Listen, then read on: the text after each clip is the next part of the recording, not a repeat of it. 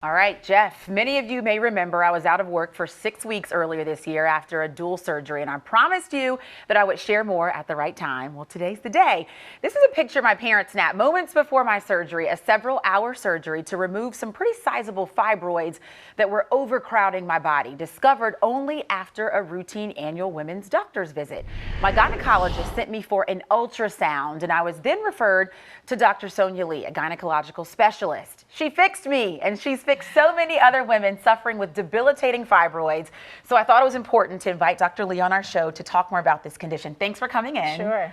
So let's talk about, I guess, the ultrasound first, because that's what you first saw when I was referred to you. And I know for the average viewer at home, they might not know what they're seeing here. When you saw this, what went through your head? Well, certainly, I think no one anticipated that you'd had such big fibroids, and this is a picture of actually just one of your fibroids, one of the larger ones, but you had multiple fibroids kind of scattered on the outside of your uterus mostly. And I remember I walked into your office. I was so nervous, as many women likely are when they come see you.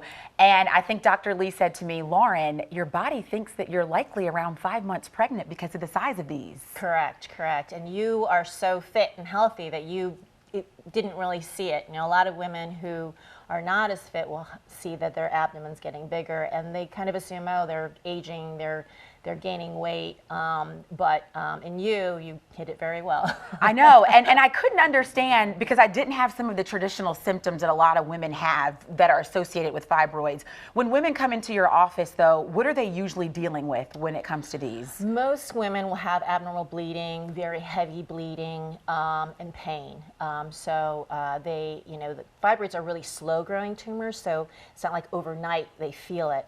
So usually they'll come in with those symptoms, and you didn't really have many of those symptoms. Unfortunately, because unfortunately they grew to the size where they really kind of damaged your abdominal wall, but you didn't have kind of the classic symptoms. And so I know we're going to show a picture, and a lot of people might feel like this is a little gross, but this was inside my body, and I asked Dr. Lee before the surgery to take a picture because I kind of wanted to share this story. Were they all in different areas? Like, where did you pull them out? I know you did good of cleaning them up and taking the photo. They were mostly on the outside of the uterus, so there was a lot of bulk to them, and they were scattered throughout. There were a lot of them, they caused a lot of pressure on your abdominal wall, which caused the hernia. And I couldn't figure out the hernia for the longest. And when I went and saw Dr. Lee, and she said, I think because of the size of these fibroids, this is why you had the hernia, which we're going to talk about in the 8 o'clock hour with Dr. Fisher. So Dr. Lee and Dr. Fisher teamed up, and I had a dual surgery. I want to show another picture, and we want to warn people, it's a little graphic to some people. Dr. Lee sees this every day. But when I saw this picture, it pales in comparison, I thought, to my own one. But these are how big these can grow. They can become extraordinarily large, we'd like to capture women before they get that big, because obviously the damage to your body can be long-lasting and require multiple surgeries to correct. And ideally, we like to capture women when it's smaller.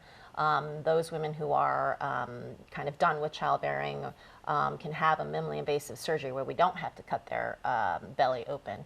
And that's what I specialize in, minimally invasive hysterectomies. But in general, once it gets to a certain size and hernias occur, you really have to do a kind of a bigger surgery, which is what you had. Talk about, Dr. Lee, for people, I know a lot of men I've been talking about this with say, what are fibroids? What are they?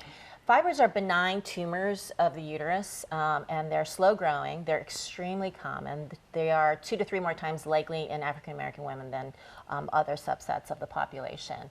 But people say, well, how is that different from cancer? Fibroids can get really, really large, but they don't invade into other organs. So that's the difference. And when people ask you, Dr. Lee, what am I doing wrong? What can I do different? How did this happen? What do you say to them? There's really nothing. There's nothing. People always ask me about diet, things that they could do to shrink their fibroids. Unfortunately, there's a big genetic component, familial component, and there's not much you can do except, keep up with your exams, go to a specialist if you have fibroids, to kind of know all your options. And that's the best thing to do, because I know I go every year, and mine kind of just developed in that 12-month period. I had no idea, except just noticing a bulge, what you mentioned. I thought it was, I'm getting older, I'm gaining weight, and this is just a normal part of what happens? But it's not. No, It's not. All right. So if you have some issues, go see your doctor is your best bet. correct. All right. Dr. Lee, thank you for coming in. It's so good to see you. I have to hug you. you. Dr. Lee, fix me. She can fix you too. All right.